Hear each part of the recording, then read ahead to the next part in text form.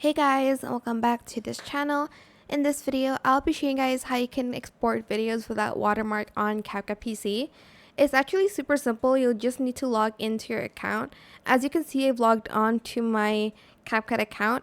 So when I press export, the button won't be there anymore. I think it said like remove watermark here.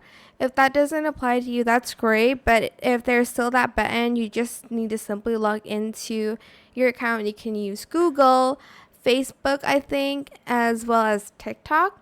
But that is pretty much how you can like export without watermark on CapCut PC.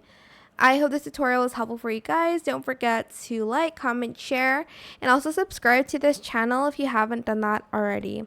And if you found this video helpful, please click the thanks button as well because it will mean a lot to this channel. That is it for this video. Thank you so much for watching. Bye!